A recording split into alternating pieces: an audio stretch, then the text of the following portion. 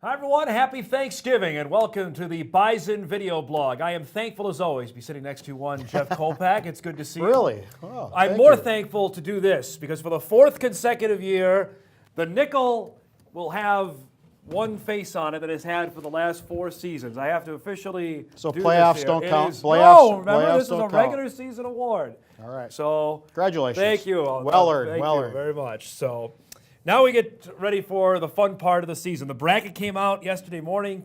Jeffrey, the Bison are the #1 overall seed, as everyone knows. We'll play the winner of Cal Poly and San Diego coming up on December the 3rd. The news of the day from Chris Kleiman's press conference on Pierre G. Tucker, it's an MCL strain.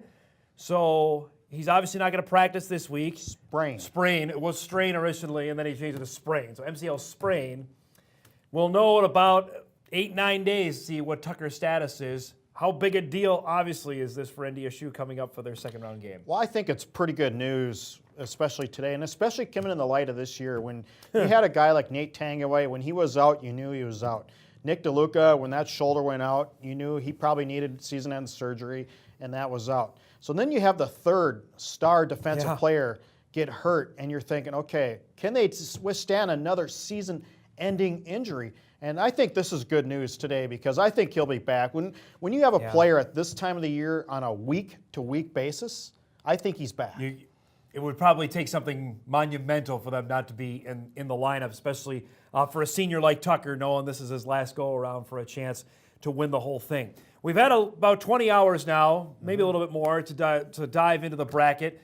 I know there are some out there that will probably watch us today and still be upset that South Dakota State is in the same bracket, but as we look at it, and last year I know I hammered on this specifically, that the second round you could have 6 out of 8 rematches. This year, Jeff, at least conference rematches, you only have 2 potentially, so at least the committee did that right. I think I think they did a step in the right direction. And the thing about the South Dakota State, remember that, they were seeded 8th, okay? And these seeds came out before any other matchups were done. Right. The first thing you do is you seed 1 through 8.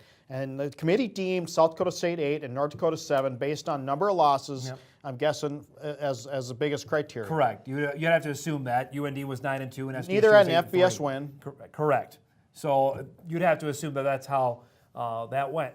Now, and all we asked for last year was if you're going to play maybe the quarterfinals, and that will be the case if the Jackson and the Bison advance. So before you hammer on the committee that nothing's changed, I think it has changed. Yeah. Because again, from 6 of 8 potential rematches last year down to 2, I think that's pretty good progress. And actually, it ended up being 6 of 8. The second round was we called it rematch weekend when we had it in 2015. That won't be the case this year. Let's dive into this Cal Poly team. I'm apologies to all Torero fans that are going to watch this. San Diego's a pioneer team, a non-scholarship. Obviously, where Jim Harbaugh got his coaching starting at San Diego before he went to Stanford and the 49ers and now into Michigan.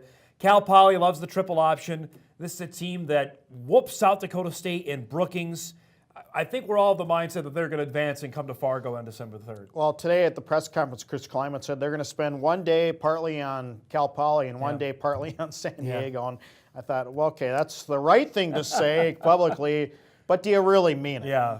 What do you think? No, absolutely not. It ought to be all Cal Poly all week. What do you make of this Poly team now? When they came to Brookings, this will be Grand Forks.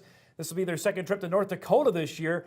Joe Prother, their great, outstanding fullback, did not play in that game. UND won the football game. You can say whatever you want. If he plays, maybe does Cal Poly win? We will never know, but he's an outstanding talent for the Mustangs. He is, and again, it's probably going to have to be a Georgia Southern prep sort of weekend. We've been talking about that, I think, every time you run into these triple option teams. It's a potent team. And, their defense is a little suspect, and we watched that game on Saturday night. With Northern Colorado, Yeah, nobody played defense in that game. But they're tough. I mean, if you're not assignment sound, and again, it's going to be a lot of mental reps, I think, a lot of mental preparation in preparing, and you have to trust your teammate. You have to trust a teammate that this person has that gap, that person has that gap. And as Trey Dempsey tried to do probably too much early in the season, do too much, you have to do your job. How big a deal was the non-conference for this team, that they went through a gauntlet even before they started Valley play to get them ready now for what's ahead in the postseason? Good question. I asked Chris Kleiman that in the press conference. I said, and looking back at all the injuries, can any of that be attributed to some of the non-conference scheduling? And he said partly. He said partly. That's a gauntlet they went through, as we just said. Iowa, Charleston Southern, Eastern Washington. It'll never, ever get tougher. And NDSU will never do that again. No, they won't do that again. They'll pay $500,000 for Mississippi Valley State to come up. I guarantee it. Because as you look at, Charleston Southern plays this weekend against Wofford. Eastern Washington is the number 2 overall seed. So I think we pumped it up pretty good during the preseason. This was going to be the schedule of schedules, and it certainly played out that way as well. Absolutely. You'll never see how many playoff teams. I haven't even added it up. You know, it's a lot when you have to add up how many playoff teams you played during the year. Youngstown, Illinois State, Charleston Southern, Eastern Washington. So there you go. It's 4 plus Iowa. And half plus your schedule. Right. That's pretty good. Youngstown. Did you get Youngstown? I got Youngstown, and Northern Iowa was potentially a playoff layup team there, and Western Illinois, who we thought for the longest time was going to be a playoff team. Let's talk about the other Valley schools. We mentioned South Dakota State. Youngstown that's your sleeper. That's you my like sleeper. The Penguins. Why? I think they have the defensive standpoint from the defensive power to get there. They have 9 seniors playing on defense, and they have 2 DNs who coaches have labeled 2 of the best. Derek Rivers is really good. Bookends in FCS. You have veteran safeties. I mean, you have veterans up and down the lineup. They can play that man coverage and concentrate on the run. So when they go to Jacksonville, they can just man up like C.J. Smith did on the outside and then crush the box on the inside and have somebody stalk Eli Jenkins. I think they're going to beat Jacksonville. I love when you talk coach speak there, crashing in the box. You got them beating Jacksonville State. Youngstown's got to get through Samford first. It's a home game for the Penguins, and we could all debate about the merits of Samford being. And I'm sure 1,200 people will show up for Youngstown for that game. Now, Illinois State they've got to go to the purple and gray turf of Conway, Arkansas, and take on the 9-2 Bears of Central Arkansas. The winner of that game will go to the red turf. So Illinois State has the potential to play in the 2 ugliest football fields in the first 2 rounds. I've been to Conway before the purple field. What do you make of that? The Redbirds are red hot. They are playing really, really good football right now. They have a chance. When you're a Valley team, you have a chance against anybody in the country, especially in the playoffs. They need to have a good performance out of the quarterback. He's got to complete some passes. Well. Jake Colby's got to throw 70% completion rate and keep that UCA offense, which wasn't very impressive in the last game against Sam Houston.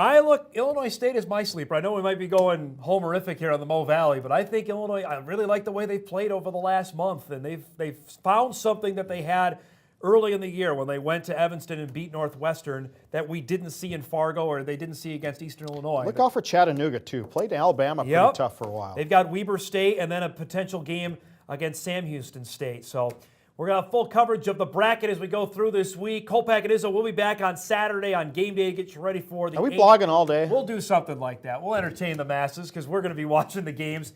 Cal Poly and San Diego is a night game. It's a 6 o'clock kickoff on Saturday. All the games are on ESPN3. Bison, of course, off this weekend before they get set for the second round of the FCS playoffs. Everybody have a great Thanksgiving. For Jeff Kolpack, I'm Dom Izzo. We'll see you next week.